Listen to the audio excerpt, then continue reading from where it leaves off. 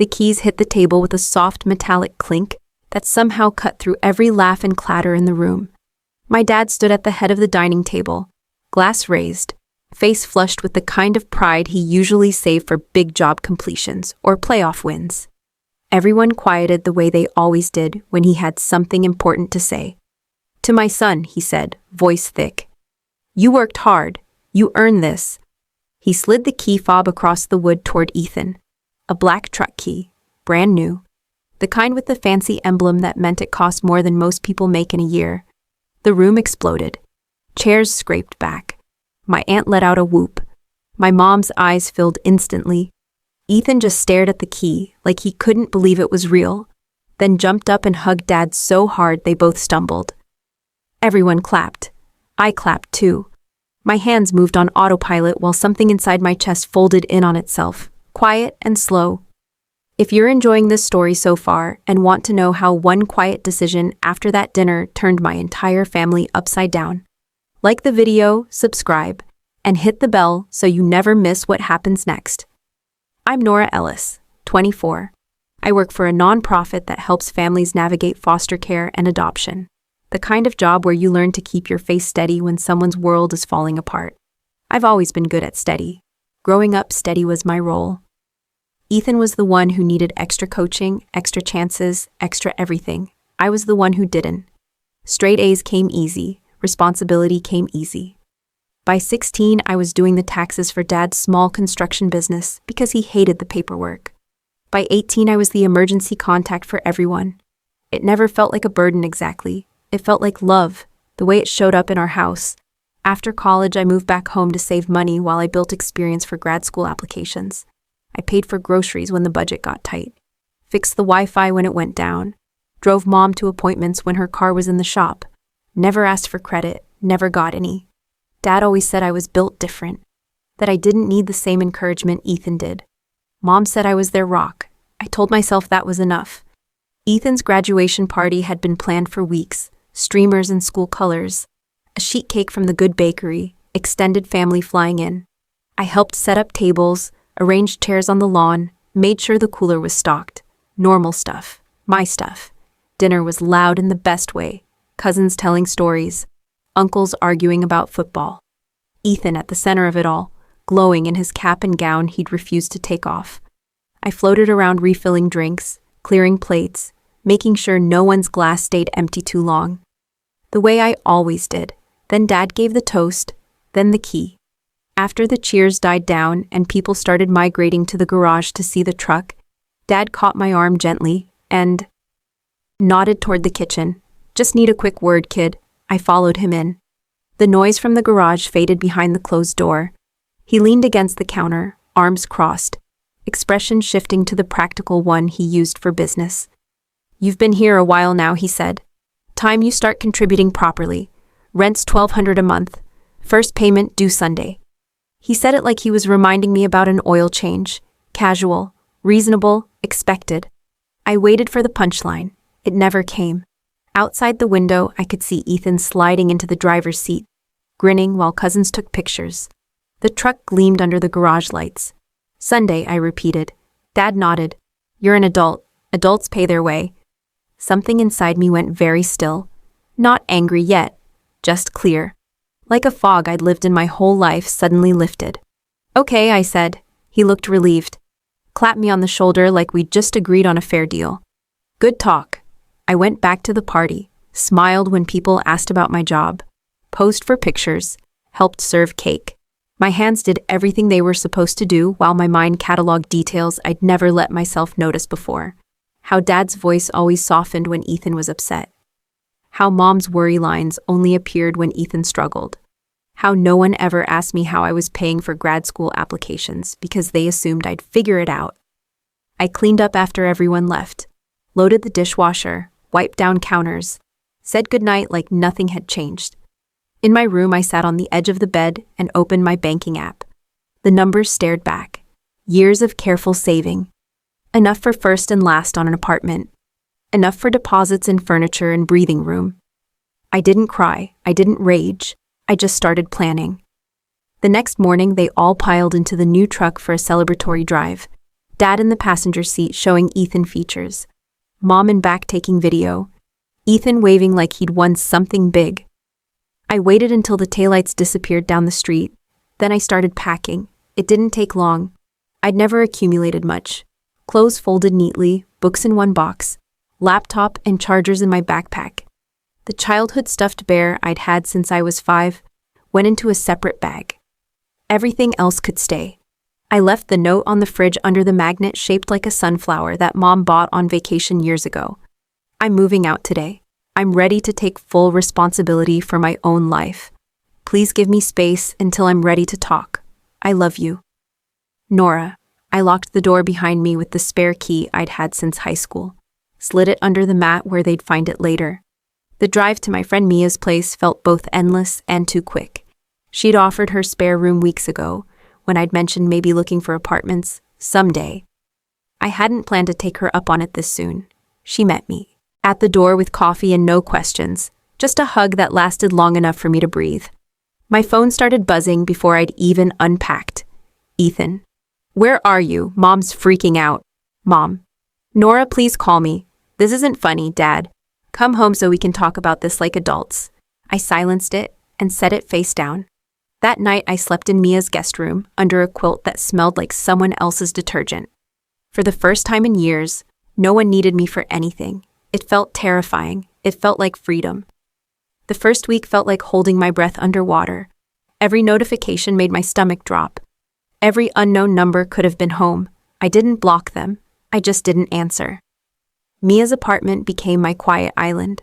She left for work early, came home late, and never pushed. Some nights we cooked together and talked about anything except family. Some nights I sat on her balcony staring at city lights until the air felt too cold to stay out.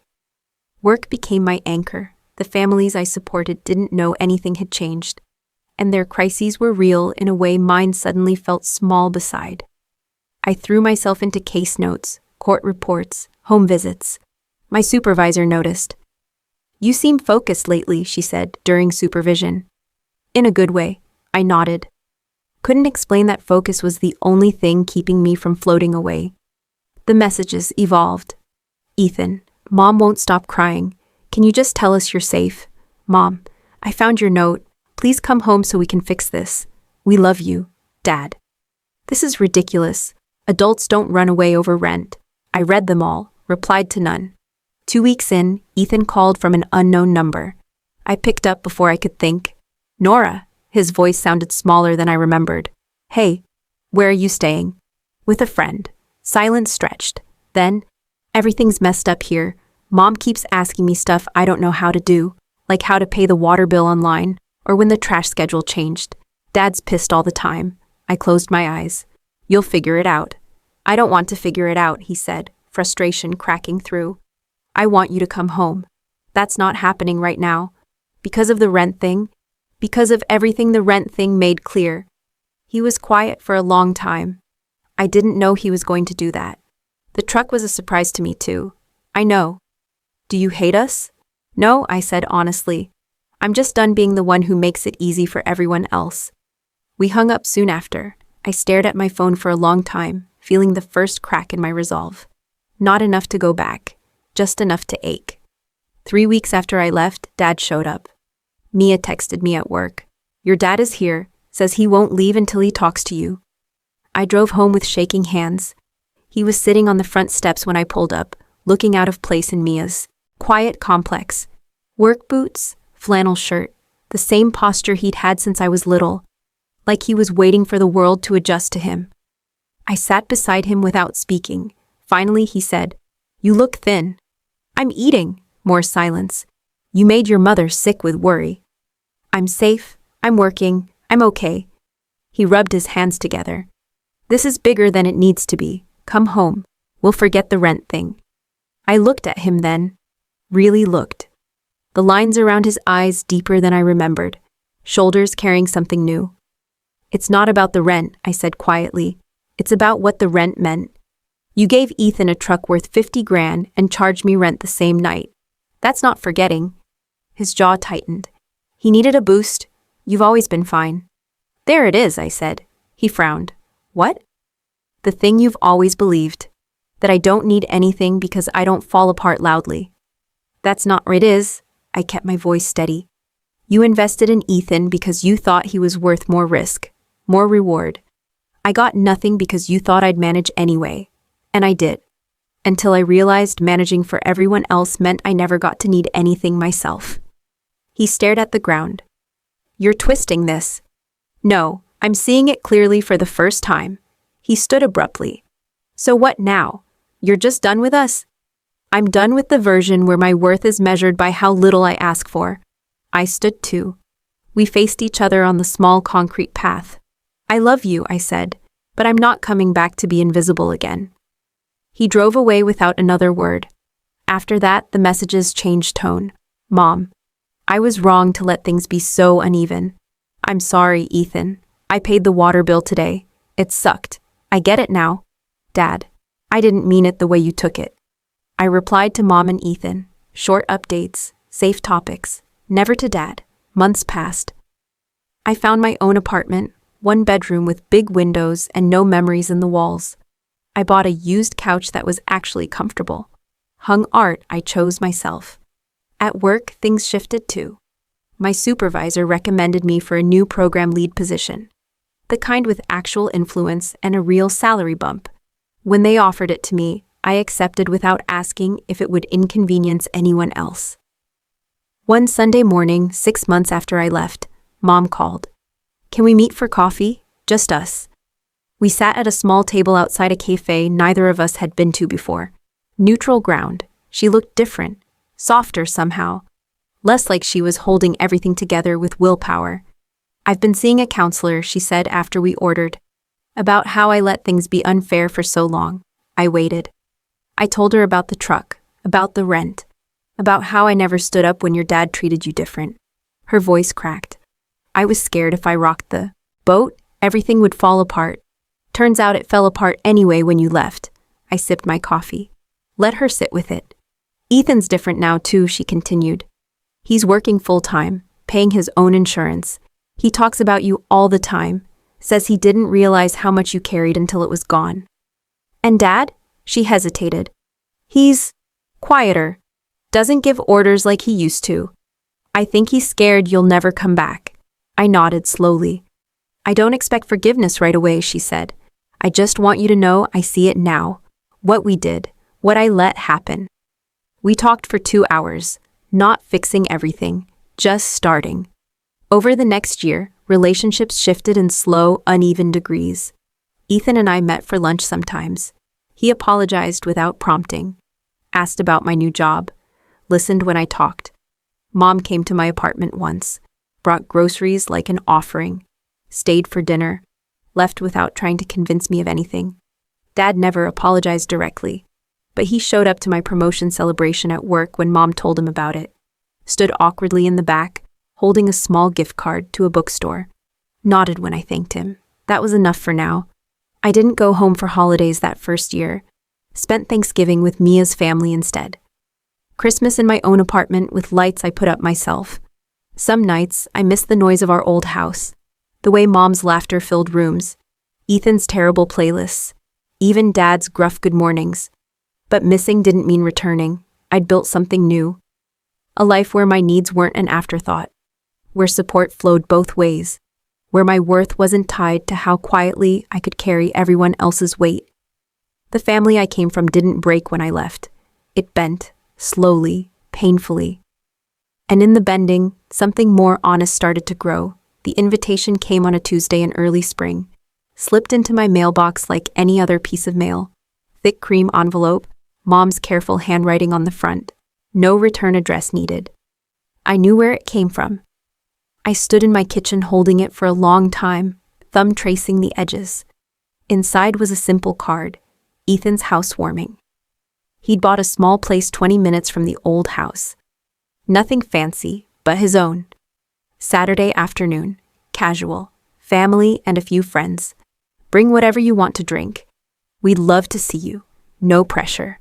No apology tucked between the lines. Just an open door. I set it on the counter and let it sit there for 3 days. Work that week was steady but not overwhelming. I led a training for new caseworkers, the kind I'd once attended wide-eyed and taking furious notes. Watching them lean in when I spoke felt strange, like looking at a younger version of myself, who still believed fairness was something you could earn if you just tried hard enough. Mia asked about the invitation over takeout one night. You going? I don't know. What's the worst that could happen? They act like nothing changed. And the best? They don't. I laughed, but it stuck with me. Saturday arrived with soft sunlight and the kind of warmth that makes everything feel possible. I stood in front of my closet longer than necessary, ended up in jeans and the light blue sweater Mom gave me 2 Christmases ago, the one I'd never worn at home because it felt too nice for every day. The drive was familiar in a way that hurt. Same turns, same landmarks, same radio station Ethan and I used to fight over as kids. I parked down the block from the address he'd texted, needing a minute before walking up. The house was small, brick, with a porch that needed paint, but already had 2 chairs and a pot of geraniums by the door. Music drifted out, something low and acoustic. Laughter mixed with it. I stood on the sidewalk longer than I meant to. Then the front door opened and Ethan stepped out, beer in hand, scanning the street like he'd been watching for me. When he spotted me, his face shifted. Relief, maybe nervousness. He walked down the steps. Hey! Hey! He stopped a few feet away. You came. I did. We looked at each other. He'd filled out some, shoulders broader from the construction job he'd started with Dad's crew. Hair longer, eyes older. Place looks good, I said.